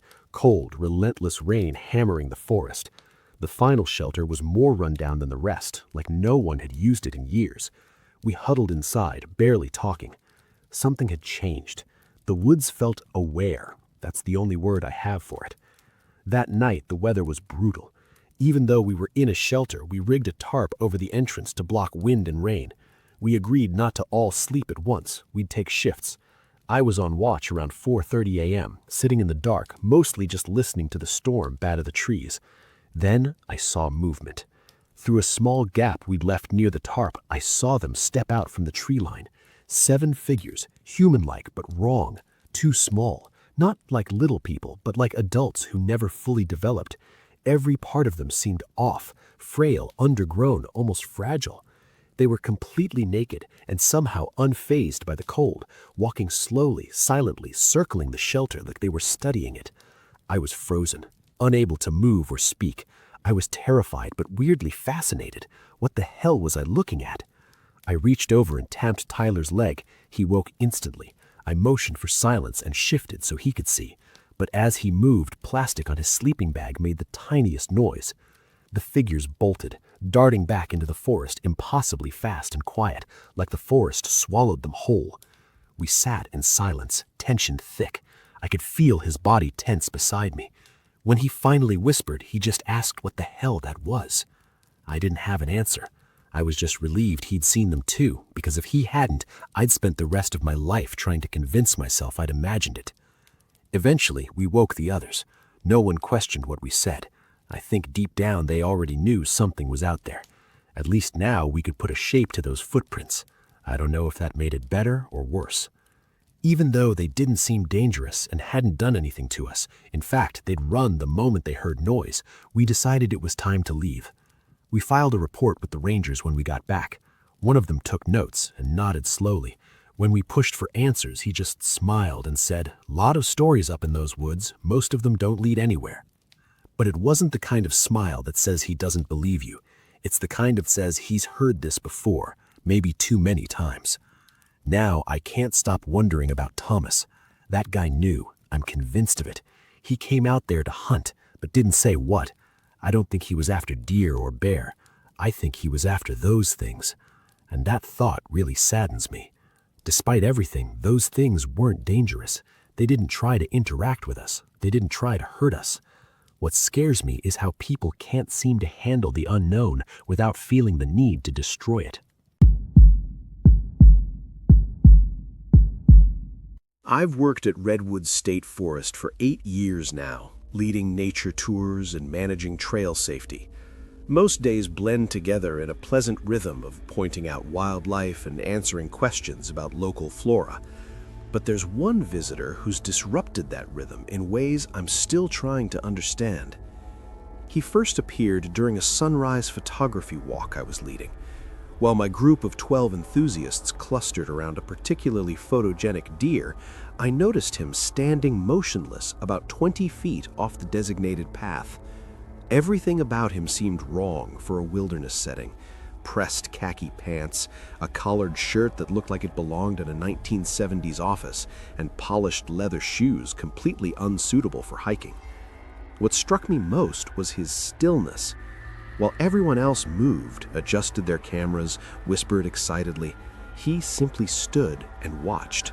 Not the deer, us. I approached him with my standard friendly greeting, asking if he needed directions back to the trail. He didn't respond immediately, just continued staring through thick-rimmed glasses that magnified his unblinking eyes. When he finally spoke, his voice had a mechanical quality that made my skin crawl. "I'm recording behavioral patterns." Before I could ask what he meant, he turned and walked away with surprising speed for someone in dress shoes. Over the following months, I encountered him repeatedly, always alone, always in similar outdated clothing, always carrying the same worn leather notebook. I began asking other staff members about him, and that's when I learned he'd been coming to the forest for over a decade. Nobody knew his name. Everyone called him the Suit. "He's harmless," my supervisor Marcus assured me. "Just some eccentric who likes to observe people. We can't ban someone for being weird." But I couldn't shake my unease. I started documenting my own sightings, noting patterns. He appeared most frequently on Tuesdays and Thursdays. He never brought food or water. He never used the bathroom facilities. He just observed. The situation escalated on a humid afternoon in July. I was conducting a routine inspection of our staff parking area when I found him crouched beside vehicles, photographing license plates with an expensive-looking camera. His notebook lay open on the ground, and from my angle, I could see detailed sketches of our facility layout, including areas marked restricted access. "What are you doing?" I demanded, my voice sharper than I intended. He looked up without surprise, as if he'd been expecting me. "Compiling data for the network." "What network?" "The 17 sister sites." He flipped through his notebook, revealing pages filled with names, schedules, and vehicle descriptions. My stomach dropped when I saw my own information, my full name, my work schedule for the past 6 weeks, even my license plate number and the make and model of my car. "How do you know all this?" "Observation." He stood, tucking the notebook under his arm. "Tell me, have you noticed the anomalies, the inconsistencies in the eastern quadrant, the temporal irregularities near the old fire tower?" I had no idea what he was talking about. I radioed security, but by the time Officer Chen arrived, the suit had vanished into the forest with an agility that contradicted his age and appearance. Marcus took my report, but seemed more annoyed than concerned. "Look, the guy's been coming here since before I started working here. He's never hurt anyone, he's never damaged property, we can't do anything unless he breaks a law. He's stalking staff members. He's taking notes in a public space. Technically, that's legal." The suit disappeared after that incident. For 7 months, I didn't see him once. I actually started to relax, thinking maybe the confrontation had scared him off. Then he returned. At first, I wasn't sure it was him. This man looked similar, but different. His hair was darker, cut in a different style. His glasses had different frames. Even his posture seemed slightly altered. But the clothing was identical in style, if not exact match, and he carried the same leather notebook. I watched him for several minutes before approaching. When I got close enough to see his face clearly, recognition hit me like ice water. It was him, but somehow not. "Excuse me," I said carefully. "Have we met before?" He studied me with those same unsettling eyes. "Negative. This is my first visit to this location." "You look very familiar." "I have a common appearance." His response was too practiced, too smooth. Since then, he's continued his visits. The notebook has grown thicker. Other staff members have reported similar encounters, the same strange questions about restricted areas, the same unnerving observations. Last week, I found something that's kept me awake at night. While hiking an unmarked trail during my day off, I discovered a small camping setup hidden deep in the woods, well beyond any public access area. Inside a weatherproof box were multiple notebooks identical to the one the suit carries. I opened one. It contained detailed information about every staff member who's worked here in the past 15 years, schedules, habits, family information, home addresses. But what terrified me most were the red check marks next to 3 names, all employees who'd quit suddenly and left town without explanation. My name had a question mark beside it. I reported the campsite to Marcus. When we returned with park rangers 2 days later, everything was gone. No tent, no box, no evidence anyone had ever been there. Marcus pulled me aside afterward. "Drop this," he said quietly. "Trust me, just drop it." "What do you know?" He looked around nervously. "Some things are above my pay grade, and yours. The people who own this forest, they're not who you think they are."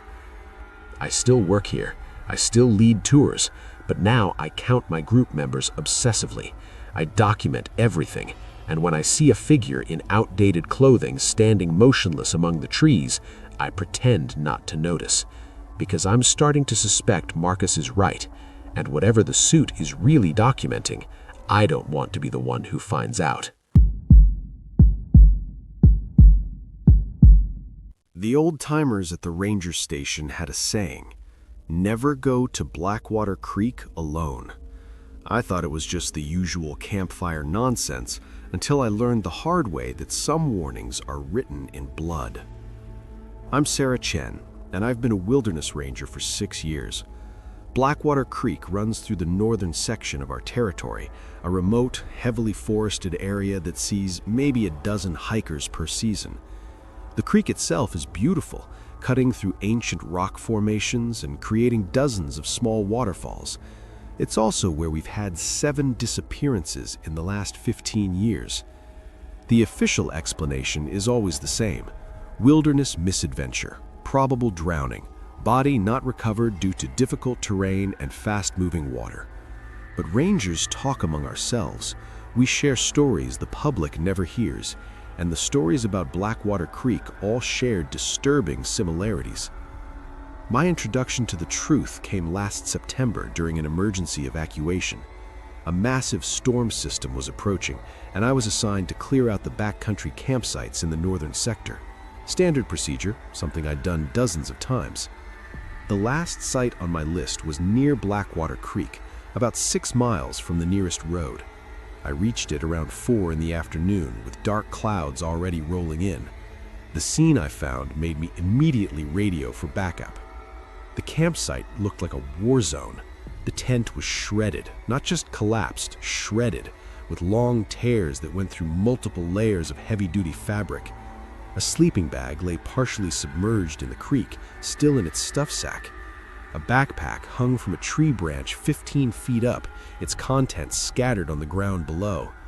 But no blood, no obvious signs of an animal attack, just the overwhelming sense that something had gone terribly wrong. Base, this is Ranger Chen. I've got an abandoned campsite at location Bravo 7. Looks like a possible emergency situation, requesting immediate search and rescue. Static crackled through my radio. Copy that, Chen. However, the storm's moving faster than predicted.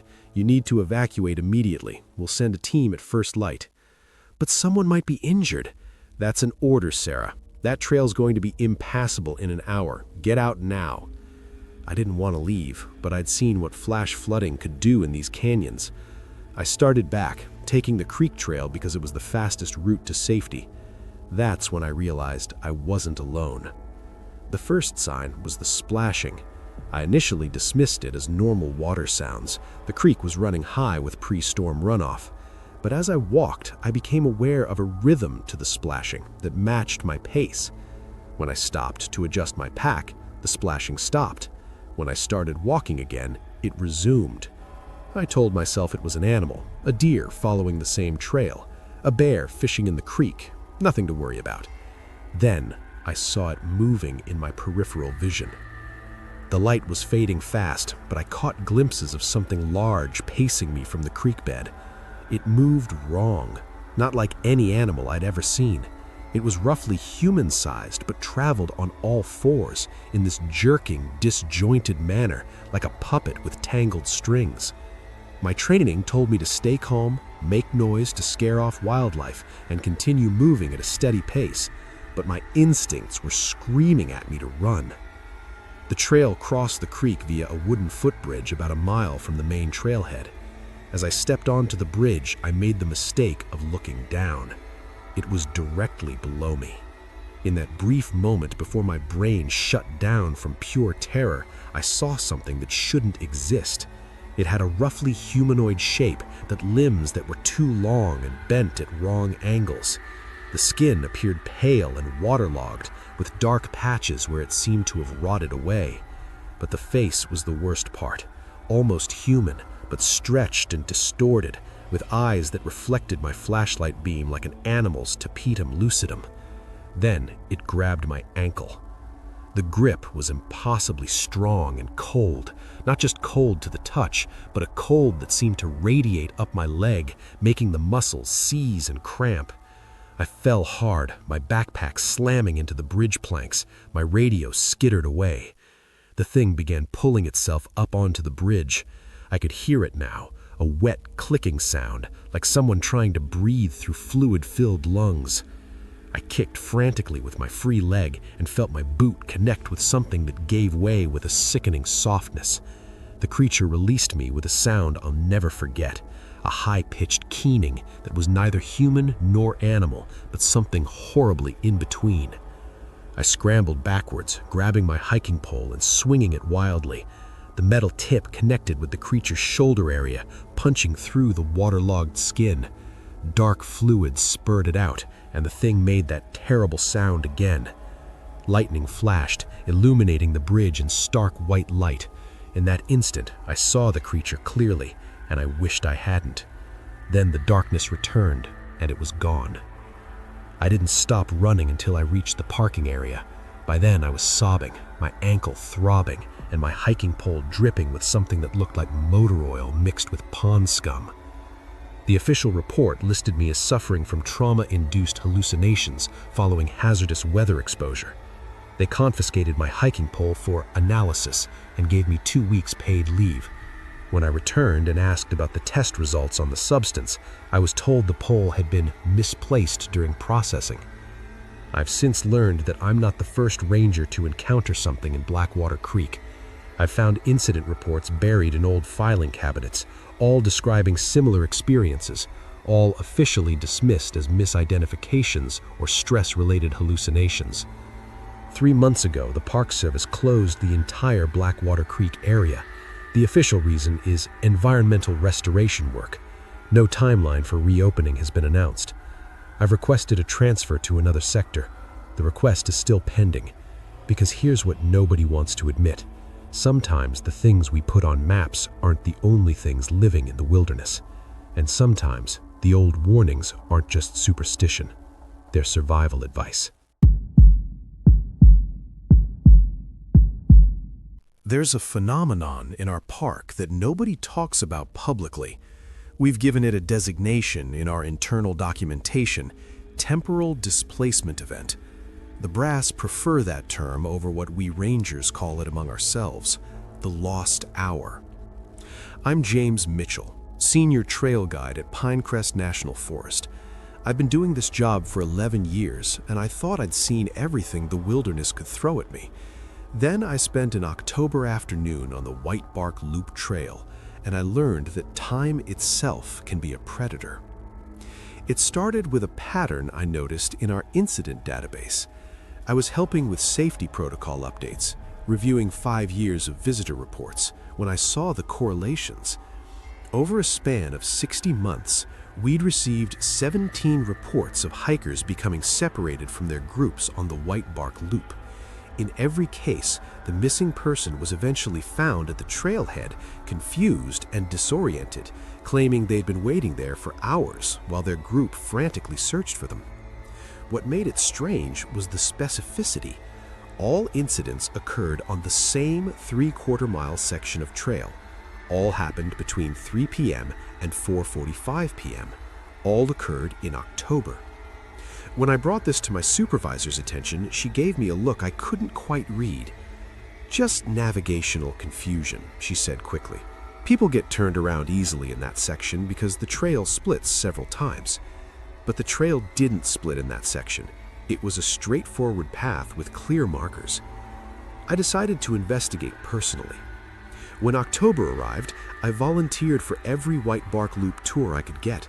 For 3 weeks, I led groups through that trail, hyper-aware of my surroundings, counting and recounting my hikers. Nothing unusual happened until October 23rd. I had a group of 7 that day, 2 couples in their 50s, 2 college students, and a solo hiker named Dennis, who was in his 40s. We'd been having a pleasant hike, discussing the geological history of the area when we entered the Zone, my private name for that 3/4-mile section where the disappearances occurred. It was 3:17 p.m. I know because I checked my watch specifically. The trail ran through a particularly dense grove of old-growth pines. The canopy was thick enough to create premature twilight even in mid-afternoon. I was explaining the age of the surrounding trees when I felt it, a subtle change in air pressure, like when your ears pop during elevation changes, but more pronounced. Everyone in the group seemed to feel it too. The college students stopped talking mid-conversation. One of the women rubbed her ears. Dennis, who'd been walking beside me, suddenly looked confused. "Did anyone else feel that?" I asked. Murmurs of agreement from everyone. Then one of the college students, Amy, looked around with growing alarm. "Where's Marcus?" She was asking about the other student, her boyfriend. I did a quick count. 6 people. Someone was missing. We'd been walking single file on a narrow section of trail. Marcus had been right in the middle of our group. There were no side trails, no steep drops, nowhere someone could accidentally wander off to, yet he'd vanished. I immediately initiated our lost hiker protocol, but I had a sinking feeling I knew what had happened. While 2 members of my group retraced our steps 50 yards, I radioed dispatch. "This is Mitchell on the White Bark Loop. I need to report a separated hiker, but I want you to check if anyone's shown up at the trailhead in the last few minutes." There was a pause. "Mitchell, that's an odd request. Your group shouldn't even be near the trailhead for another hour. Just check, please." Another pause, longer this time. "We've got a young man here, early 20s, claims he was part of your group, says his name is Marcus Delgado. He seems very confused about how he got here." "Of course he was there. I'm bringing the rest of the group out. Don't let him leave." The hike back was tense. Amy was crying softly. The others kept asking questions I couldn't answer. When we reached the trailhead 40 minutes later, Marcus was sitting on a bench, looking dazed. He stood when he saw us, relief and confusion warring on his face. "Where have you guys been? I've been waiting for over 2 hours." I checked my watch. 4:23 p.m. We'd entered the zone at 3:17 p.m. Marcus had separated from our group at approximately 3:19 p.m. He'd been missing for just over an hour, but according to his watch, which I asked to see, he'd been at the trailhead at 1:47 p.m. His watch had stopped at that time. The second hand was still moving, but the time didn't advance. Park regulations required detailed incident reports for separated hikers.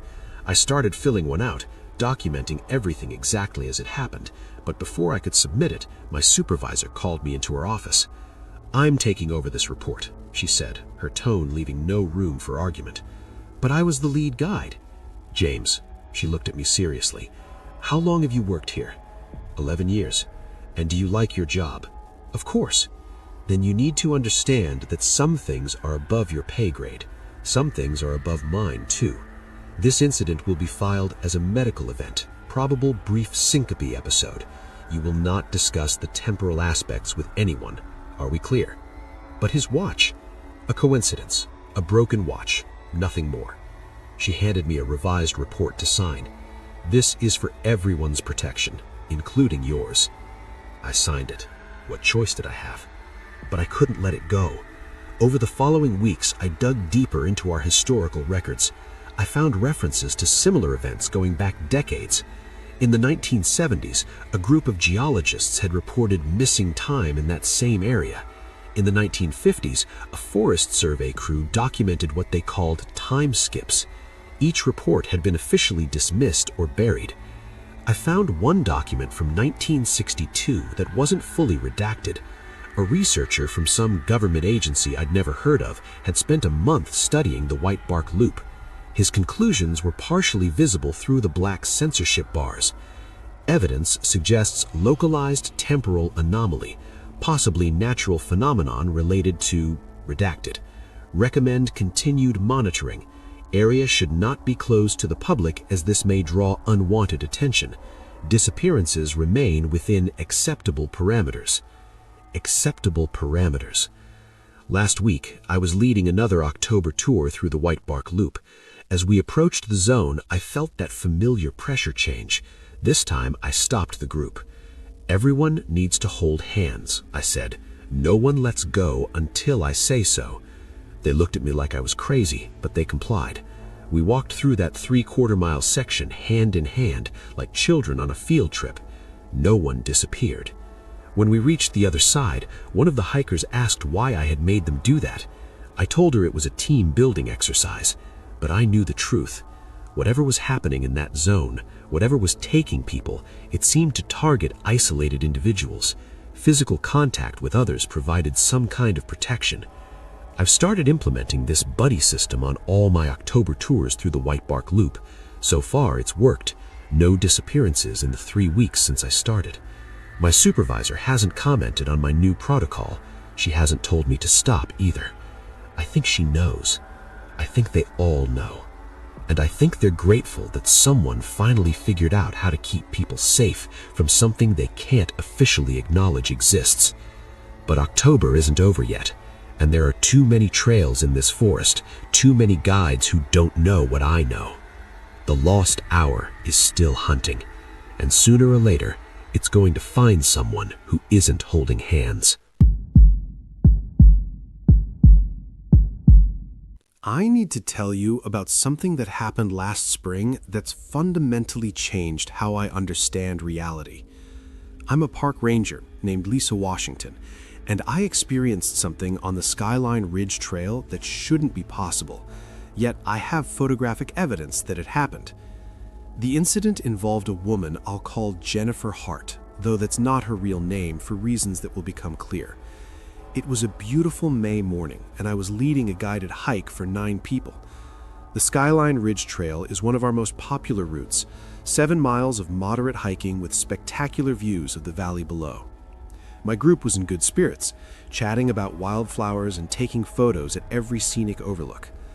Jennifer stood out because of her clothing, bright turquoise hiking pants and a distinctive orange windbreaker with yellow reflective strips. She was friendly, somewhere in her late 40s, hiking alone but happy to chat with others in the group.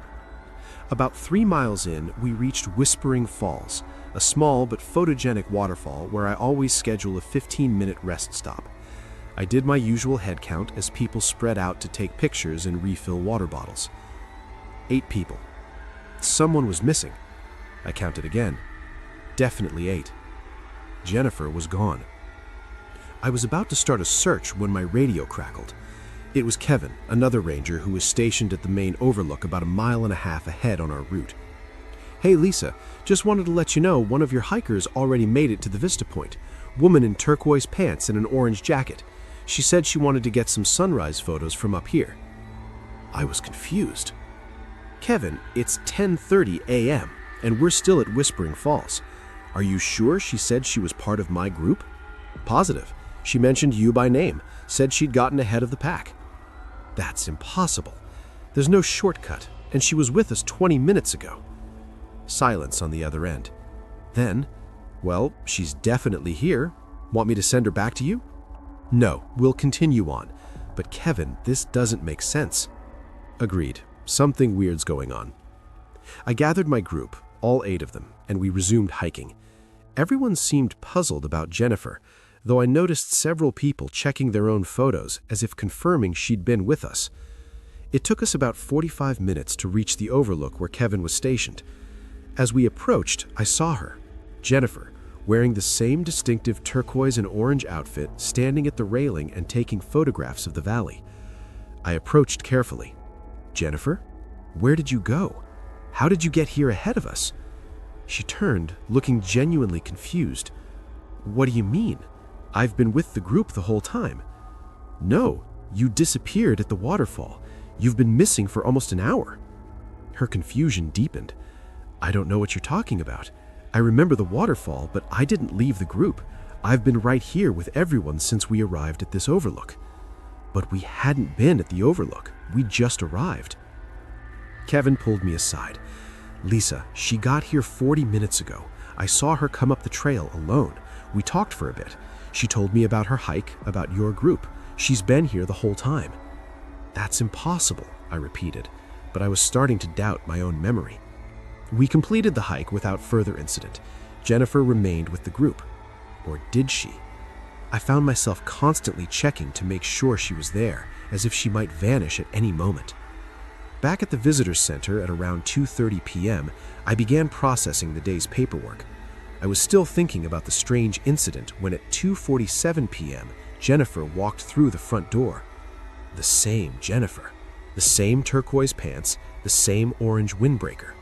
She approached me with an apologetic expression. "I'm so sorry I fell behind. I stopped to photograph some wildflowers and lost sight of the group. It took me a while to find my way back." I stared at her, speechless. "Jennifer, you've been with us all day. You were with us at the overlook. You came back to the center with the group half an hour ago." She shook her head. "No, I haven't seen you since the waterfall. I've been trying to find the trail back for the last hour." That's when I remembered my camera. I pulled out my digital camera and started scrolling through the day's photos. There, a group shot at Whispering Falls, time-stamped at 9:47 a.m. Jennifer was clearly visible in the back row, slightly out of focus but unmistakable in her turquoise pants and orange jacket. Then a photo I'd taken at the overlook at 11:15 a.m., showing the valley view. In the background, clearly visible, was Jennifer in her distinctive orange outfit. But this was taken while our group was still hiking to the overlook before we'd arrived. Then another group shot at the overlook at 11:30 a.m. Jennifer was in this one too, standing with the others, everyone smiling at the camera. I showed the photos to Jennifer, the Jennifer that just walked in. She went pale. "That's me," she whispered. "That's definitely me. Same clothes, same face, same everything. But I wasn't there. I don't remember any of this." I pulled up the photo timestamp information. The metadata confirmed what I already knew. These photos were taken at different times and locations throughout our hike. Then Jennifer, the Jennifer standing beside me, showed me her own camera. "These aren't my photos," she said, scrolling through her memory card. "I don't recognize any of these places." The images on her camera showed trail sections we hadn't visited, rock formations that weren't on our route, scenic vistas from angles that shouldn't exist on the Skyline Ridge Trail. And the timestamps were wrong. Her photos showed times that didn't match our hike. Some were before we'd started, others at times when she claimed to be lost and looking for the trail. Park management intervened quickly. Too quickly. Jennifer was escorted to a private office. The rest of my group was given complimentary annual passes and asked to sign liability waivers that included confidentiality clauses. My camera was confiscated for a technical examination. When I got my camera back 3 days later, the photos of Jennifer were corrupted, just random pixels and digital noise where her image should have been. Park IT claimed it was a memory card malfunction, but every other photo from that day was perfectly fine. Only the images containing Jennifer were destroyed. I never saw Jennifer Hart again. I tried to contact her using the information from her visitor registration, but the phone number was disconnected and the address didn't exist. But here's what's kept me awake for the past 5 months. I still receive visitor feedback surveys from people who say they were on my tours I have no memory of conducting. The surveys reference conversations I never had and places I didn't visit. Several include photos of me leading these phantom hikes. And sometimes, in the backgrounds of these photos, I can see a woman in turquoise pants and an orange windbreaker. Last week, I was leading a different group on a different trail when one of the hikers approached me at our lunch break. "Have we met before?" she asked. "You look really familiar." I told her I didn't think so. She pulled out her phone and showed me a photo. It was me, standing at a location I'd never been to, with a group of people I'd never seen before. The photo was dated 3 weeks ago, a day when I'd actually been homesick with the flu. "You led my sister's hiking group last month," the woman said. "She said you were great, very knowledgeable." I don't know what's happening. I don't know if it's happening to other rangers. I don't know if Jennifer Hart ever really existed or if she was always a symptom of something larger. What I do know is this. Sometimes when I'm alone in the visitor center late at night, I see someone standing outside the windows, a figure in turquoise pants and an orange windbreaker, watching, waiting, or maybe warning. I think there might be more than one of me out there now. More than one Lisa Washington, leading hikes, having conversations, living moments I'll never remember. And I think Jennifer Hart wasn't the first. She was just the first time someone noticed.